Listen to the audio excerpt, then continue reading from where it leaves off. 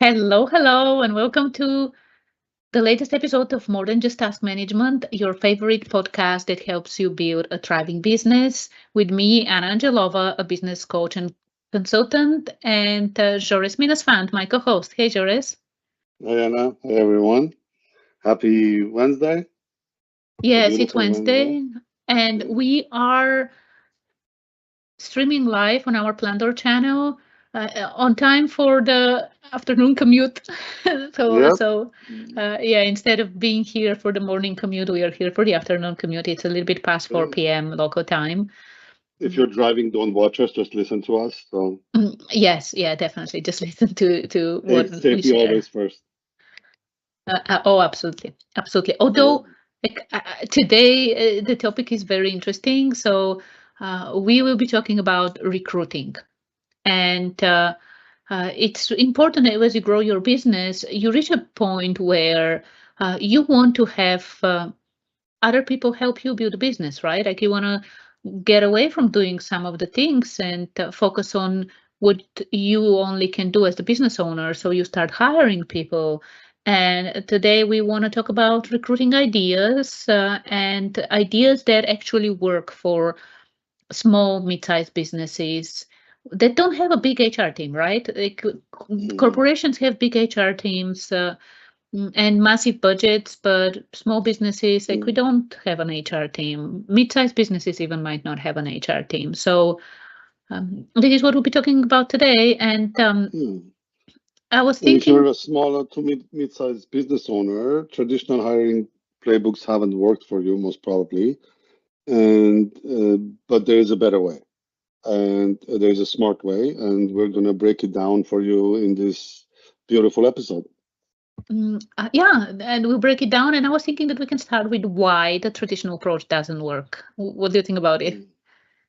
Yeah, most businesses and in their hiring practices, they jump straight to the job boards and or generic posting with generic postings, and they wonder why the candidates that they get they don't align or they're not good enough or the first I had that 2 weeks ago where we started interviewing a person and they said, well, I'm not a data engineer.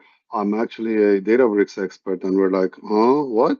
So, yeah, if you don't start it the right way in defining the right job, then you won't get the right candidate. And it's really easy when you think about it. Like it's really easy, especially for small business owners. Like we just go, we copy paste something, we change things here and there, and we get it out there and hope for the best, right? Because who wants to deal with the hiring process and things like this, right? Mm. And And also, traditionally, especially when you go online, right? A lot of the job postings are just job postings, right? Just a job. mm, And that's it, right? And you might get people who look okay on paper, right? Like they might look good on paper with credentials and things like this. But then when you have a conversation, like when you have an interview with them, or worse, when you hire them, they are not aligned with your business at all. Like they don't care mm, about your mission, they don't fit with your culture, they're not at your pace, nothing, right? yeah. So And it's the way that most of us do the hiring. It's very problematic, actually. yeah, and as a small business owner, you really can't afford mishires. It's time consuming getting a single candidate to where they start working for you from posting the job to the hiring and signing the contract, employment contract. It's a very time consuming and expensive process. And you really can't afford to let somebody go within 2 weeks or 3 months or see even 6 months. So that's why who you hire and how you hire them needs to be very intentional and not rushed. So you have to take your time and do it the right way, which Anna will break it down for us in the next segment. Yeah, and I just wanted before I share some of the ideas we have, I just wanted to mention that I don't remember the exact number, but it was like three times the salary, I think, three times the salary of the person that you are hiring, right? When you Three when you times. Yes. Yeah. Yeah. That's so, Absolutely. and this is Absolutely. probably an underestimation of how much it costs businesses to replace people and like Mm, the whole thing when you don't find the right fit. And absolutely. I know we mentioned a lot about like what's not working. So some ideas that can really change your hiring process. And Mm, the first one that I wanted to start with is hire from your audience. And you'll be surprised that your next best hire, your next best employee might actually be someone who's already following your content, already engaging with you, already buying from you, might already be your customer. Because the thing is that these are the people who already know, like, and trust you. They get you, they align with you in one way or another. So first idea is look at your customers, look at the people who buy from you already. Who are they? Maybe there's someone in there who will be mm, a great fit for you. They love your product so much, they love your service so much that mm, they'll buy for you. And the thing is that in B2B, it's a bit of a different thing, right? mm. B2C, I would say yes, like this approach works. With B2B, usually it's a bit of a It'll be considered coaching. yeah. So with Yeah. B2C, this works. In B2B, I would say You being have to be careful, careful. right? Yeah. With customers. However, your audience, yeah, like think about like they might not be part of your, they might not be your customers, but they might be uh, prospects or people who are even just following you, right? Just part of your audience. So this is an avenue you can explore by opening the doors for these people to apply, right? For these people to join you. And these are it's not the ideas that we're sharing. They're not just one or the other, right? You can combine them, mix them, and match them in any way you want. And then the second one, which probably I should have started with this one, is adding the mission as part of the ad, as part of the job posting. Don't copy paste boring. Like we're looking for a person that does this, offering competitive Team package, player, blah whatever. blah blah. Yeah. Yeah. Hold them on a mission. Tell them what your why, like your mission, your purpose, and code them. Like really talk to their higher purpose, because when you think about it, by sharing how your company is different, by focusing on your mission, on your purpose, purpose attracts purpose. Purpose attracts people who are like, oh, I want to be part of this company, I want to contribute to this mission, I want to help them do this. So it's this second idea is not it doesn't mean that you either go with one or the other. I would actually say look within your audience and then change your job posting. Absolutely change your job posting. Mhm. uh, make it It's interesting thing. yeah. Go ahead, sorry. No, go ahead. Interestingly, when you take your interview to that level, a lot of candidates would fail because they're ready to, I've looked at the jobs, I've tailored my resume, I'm going to rehearse all these questions that are available on the internet, and I'm going to go answer them. And when you start chatting about your culture and how they fit, they will completely fail. And these are the people that you don't want to uh, uh, higher. And if it was a bigger company, these people will probably get weeded out before they get to you for the final decision by the first or second round interviews. But that's very, I mean, it's an amazing point that you bring up, Anna, that it will weed out the people that are just doers. I mean, you mentioned before about job.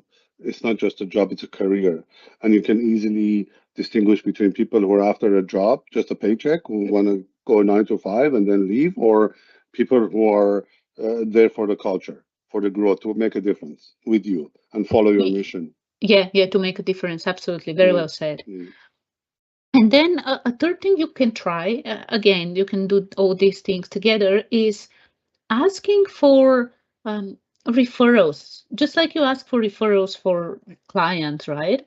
ask for referrals for people you want to that you want to hire, right? Like it's the same thing ultimately, and uh, make sure that again here, similarly to the referral process, when you uh, ask for referrals for clients, like people to refer clients to you, for people to refer possible hires for you, be specific, right? Be as specific as you can. And again, talk about this is who we're looking for. Someone who loves X. They thrive in this kind of environment. And they believe in ABC, right? In our values. They believe in these kind of things. Do you know someone, does someone come to your mind as I'm explaining this type of person, right? So Yeah. really, really incorporate, be as specific as possible. Don't just say, oh, do you know a web developer? No.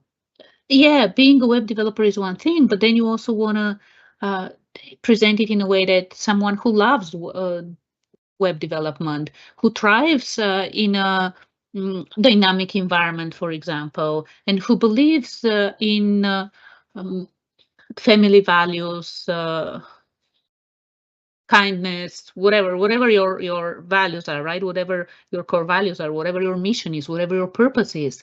So ask in this way, because I might know a web developer, but if you tell me, oh, do you know web developers? Okay, I might know web developers, but once you also add the characteristics, right? Those attributes, the attitude. Once you add this, then I'll be like even more specific. Oh, the first person I thought of doesn't really fit the culture, for example. The second one is a better, but the third one, oh, it's like you were describing her or him, right? So this is the third idea. Ask for referrals. And you don't have to ask for referrals only for customers. Ask for referrals for your hires as well. And be specific. Be really, really specific. Mhm. And the last one I wanted to share is using your content, even social content, right, as a filter, and in a way that ultimately, like you can talk about your company, right? Some behind the scenes posts, things like this, where you actually review your core values, you review your purpose, you really, really talk about this, you really focus on this. And this is something that attracts and repels, and it attracts customers and repels the ones who are not your customers, but it also attracts and repels your hires, right? The people who might want to work with you. So Hmm. this is a third thing, like that. Really talk about your values behind the scenes, show behind the scenes, even on your social media content, right? Because this is something that, again, someone seeing this would be like, oh, I want to work in this company, but someone else would be like, no, this doesn't look nice. This doesn't look interesting. Mm. Yeah, Any more and ideas, Joris, from you? well, you mentioned social media. One of the other things is to utilize online communities like social media groups, channels, alumni groups. Even well, I don't. They say you can even use your client base, but I would be cautious on that one. I would draw a limit on that one. But sometimes the best hires comes through warm, mission-driven networks where if you are in the right community, part of right community, they understand what your mission is, then they can present maybe the members themselves, or they know people, like-minded people who can, fit your needs. This is a great point. Yeah, this is Yeah. a really great point. And yeah, those networks, alumni networks, like all these kind of things.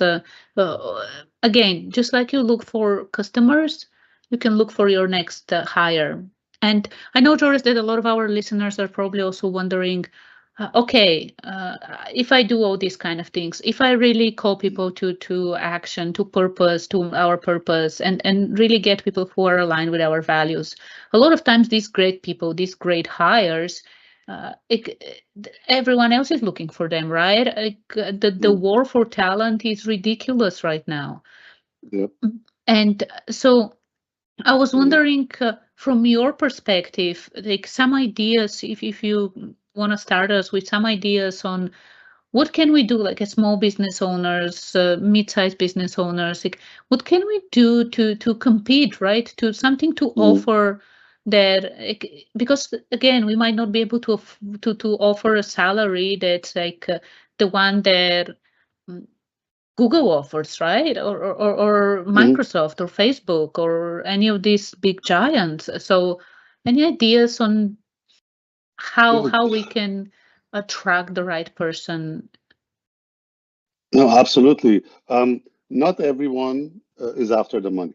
Not everyone is after the glory and the SVP or CTO or whatever the titles. And as a small business, small to medium-sized businesses, we can offer a lot of one of the things that we can offer that large corporations who are in these boxes cannot is flexibility. So a lot of people, especially people who have young families or raising young children, they love flexible hours. A lot of people, if you give them flexible hours where they don't have to spend two, three, $4,000 a month on daycare, that's even monetarily that's increased salary for them. That's more money in their pocket. A lot of people also follow have a sense of purpose, as I mentioned. And you can through your job descriptions and previous interviews, you can come to the right people where they have a sense of purpose. They take pride into what they build, and you can make them part of that delivery and part of that purpose, and give them the recognition. Growth opportunities. Understand the person you're interviewing and see if they're ambitious. Give them a growth path. In 2 years, you'll be at this level. Maybe they like the title. Here you go. In 2 years, you're going to be managing four managers, and you're going to become a senior director. Sometimes people love that, and they don't really care about the money. Bragging rights is important for them. Um, a lot of people like to be involved and have a voice in the mission and the vision and where the company is headed. Give them that opportunity. Bring them to the table. They have a seat at the table. They are part of the decision making, planning, and execution. And uh, one of the last thing that comes to my mind is to give them a chance to build something meaningful. And again, if you are the right company, if you have the right mission, and you are after making a change and meaningful change and have an impact, make them part of that impact. I think Love these it. together, I mean, it's really, really almost incredibly difficult to quantify these into dollars, but I mean, yeah, some Love of it, these love are it, love it. invaluable. Yeah. They are because some of the things you were saying, like absolutely, like in a big company, you don't get to have that voice for the direction of where the company is going when you're working for a corporation. Also, if you think, I was thinking with the learning and growth opportunities, the example you gave is that in a couple of years you might be managing a few people, right, and grow. But then also there we have the other thing.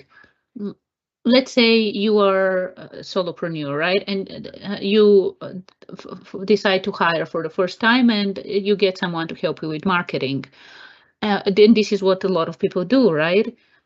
Mm, Someone who gets to work in marketing for a small business will have a taste of everything.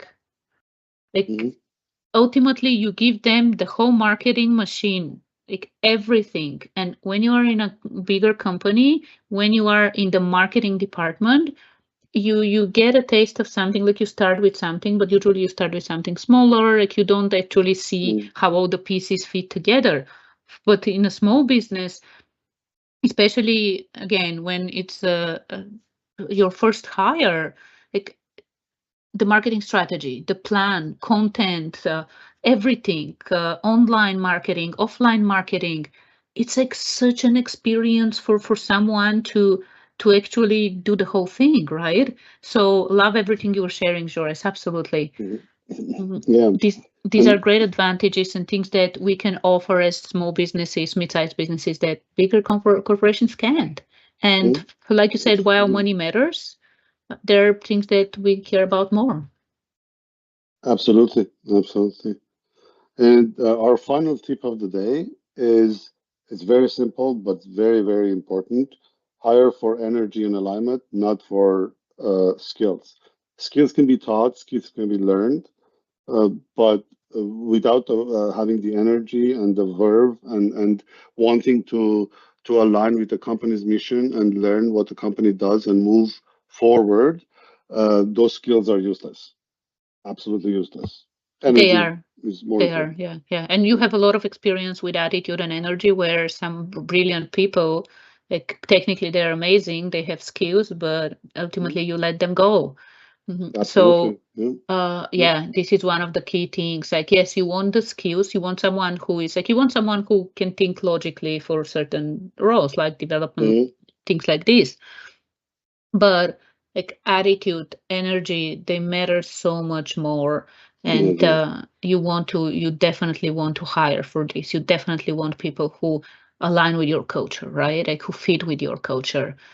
Really, really key. Great point, Jores. Great point. mm, And yeah. one of the things that it actually reminded me, like we watched the NFL draft for the first time the last weekend, right? Mhm, mhm, mhm, And we don't follow college football that much, right? Like we've seen a few games here and there, and this is mm, actually the first time we watched the NFL draft. So for us, it was a new experience, and we're not familiar with the players that are coming up. So but then there was that quarterback, Sanders, yeah. right? Sanders, Uh, yeah. Deion Sanders' son. Yeah. Yeah, yeah, and Mm, a lot of commentators were saying, "Oh, he'll probably be picked in the first draft, like in the mhm, first round." But then he was not picked up in the first one, so day one. He was not picked up in day two either. It was day three, I think, the fourth draft, last the round. fourth Yeah. time around, when he was finally picked up. And one of the things that we have been reading and seeing is his attitude. Yeah. And we've read a few stories where NFL teams are sharing how entitled he was and the way that he acted during those interviews. And it's recruiting for team sports, like for NFL, it's recruiting. They recruit. And Mm-hmm. the same things applies Absolutely. to you. And just like they don't recruit based on just talent, this is the thing. He might be Mm-hmm. the most talented quarterback ever, but obviously his attitude is something that no one wants. Like one bad apple spoils the Absolutely. bunch. Yeah. Look at how much money NFL spent on Cam Newton or Kaepernick. Where are they? Right? So NFL learns. They said, well, look at these two. This Sanders has the same attitude as those two. So it's a no-go. Literally, he will be left to the end. And he was left to the end. Yeah, And yeah, I he don't really was. think he's going to last long. He's going to be another Cam Newton. I can see it coming. If he is, I haven't seen him play in college, but if he is the way they described him from what we read from the scouts, he's going to be another Cam Newton.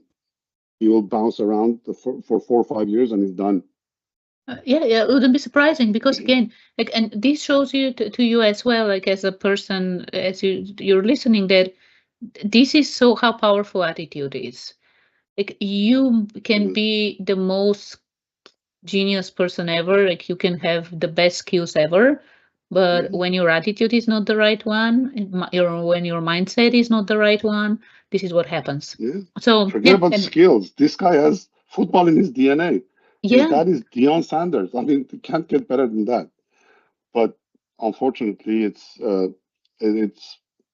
he may have gotten football from his dad, but he didn't get the attitude from his dad. So, Well, and I again, watched this is Deion this is what we play. were reading, and that's why like we wanted to Mm, bring it as a point that even with NFL, right, like attitude mattered mm, so much. Like or teams needed, there were a few teams that needed quarterbacks, and they didn't pick him, including the especially for a Steelers. quarterback, because the Yeah, team is yeah. built around every player has to respect and trust the quarterback.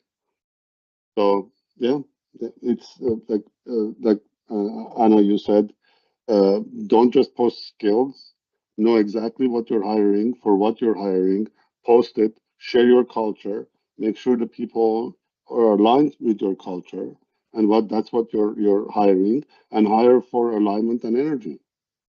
And it doesn't have to be an exhausting, stressful exercise for you. If you do it the right way, it can become part of your growth strategy and help you grow the right way. yeah, when you do it the right way, it does become part of your growth strategy. So if you are facing a hiring process right now, right? If you are hiring someone right now, or if you will be hiring soon, pick one of these recruiting ideas and try it. Try it this week. And Mhm. if you want to try all of them together, go for it. They all work Even better. together. Like you can, yeah, definitely open the doors for your email list, right? The audience you already Mhm. have. Tell them this is who we're looking for. This is who we are, right? This is our mission, purpose. Are you ready to join our purpose? Are you ready to join our Mhm. mission? Are you ready to fight together with us? Call them on for this mission, and then mm, referrals, just like you ask for referrals, like are you this person, or do you know someone who fits this, who loves doing this, who thrives in our type of environment, mm, Mhm. who who is really really great at these things. And then of course, as I said, forget about stop copy pasting job postings, really make it a call to action. And if you don't know how to do this, ask ChatGPT. Or ask uh, us. or ask We're us, here. yes. We're here. We can help. We're We also are willing here. to We are help. also here. ChatGPT That's doesn't true. have the experience that we have, so That's true. That's ChatGPT true. hasn't lived the life that I've lived. So Uh, yeah, yeah, yeah, very yeah. true. Very Like true. us, share us, subscribe, and comment and ask us. We're here to help.